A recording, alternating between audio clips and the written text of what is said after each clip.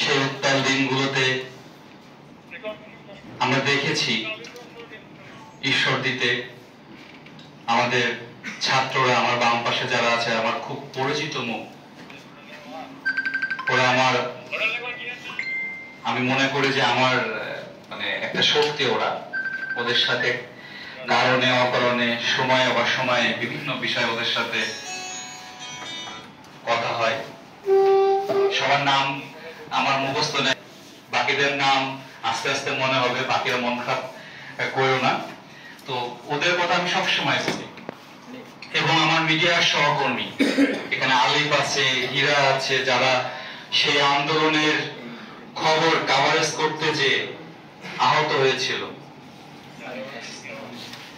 এবং বিভিন্ন রাজনৈতিক দল যারা এই গণ অভ্যুত্থানে শরীক হয়েছিল, তাদের সেই দিনগুলোর কথা শোনার জন্য আজকের এই স্মরণ সভা। আমি এখানে কোনো ফর্মাল অভিজ্ঞতাটা আজকে আমরা শুনবো, দেখতে বলবো না, ছাত্রী এবং দেশ নিয়ে, দেশের উন্নয়ন নিয়ে। আগস্টের 4 তারিখে আমরা নামি, কিন্তু এরকম না যে আমরা জুলাই আসলে মানে আন্দোলনের চেষ্টা করিনি, এরকম না। জুলাই আসলে অনেকবার আমার সহযোদ্ধারা অনেকভাবে আন্দোলনের চেষ্টা করে, কিন্তু ঈশ্বরিতে আসলে পরিবেশটা এরকম ছিল যে সবাই যদি আসলে বিচ্ছিন্ন ভাবে করে আসলে কখনোই সফল হওয়া যায় না। তো প্রথমে এরকম আমার সহযোদ্ধারা অনেকবার আন্দোলনের চেষ্টা করে ব্যর্থ হয়।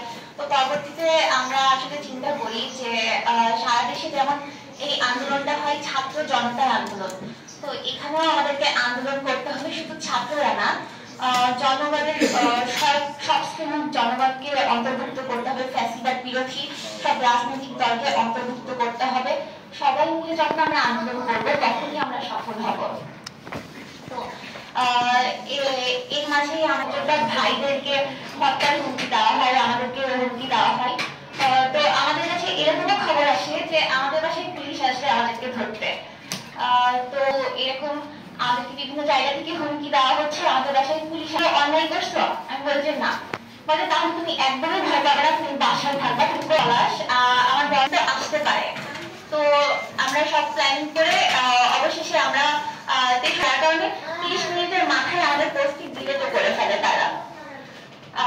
আমাদেরকে আসলে বলা হয় যে ডিরেক্ট গুলি করা হবে। ওরা তো তাদের যেমন বলছিল যে ঢাকা ক্লিন করতে 7 মিনিট লাগবে, আমাদের কাছে বলা ছিল তোমাদেরকে ক্লিন করতে 20 হচ্ছে 4 আগস্ট সকালে আমরা খবর পাই যে নয়। আমরা তখন আমাদের স্থান পরিবর্তন করে ফেলে এসএম স্কুল থেকে আমরা কর্মসূচি ঘোষণা করি। উপস্থিত ছিল তারা সরকারি চাকরিজীবী হওয়া সত্ত্বেও তাদের চাকরির তোয়াক্কা না করে তারা আমাদের মিছিলে ছিল। আমাদের মিছিলে আরো ছিল সাংবাদিকরা, কয়েকজন ছিল আমাদেরকে মানে সহায়তা করে। সেদিন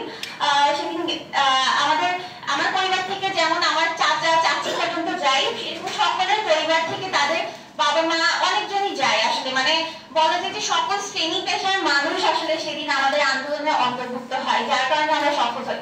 শুধু সকল শ্রেণী পেশার মানুষ না, সকল রাজনৈতিক দল, ফ্যাসিবাদ বিরোধী যেসব রাজনৈতিক দল ছিল তারাও সেখানে উপস্থিত ছিল। এবং আমরা যখন এসএম স্কুল থেকে আমাদের মিছিলটি নিয়ে 20 মোড় পর্যন্ত আসি, তারপর সন্ত্রাসীর সামনে থেকে আমাদেরকে গুলি করা শুরু করে। যদি সেখানে আসলে রাজনৈতিক দলগুলো উপস্থিত না থাকতো তাহলে হয়তো বা আমাদের ছাত্রদেরই সরাসরি গুলি রাখতো। তো আমি তাদের প্রতি আসলে কৃতজ্ঞতা জানাই, তারা যেরকম সেফ গার্ড হয়ে মানে সামনে থেকে আমাদের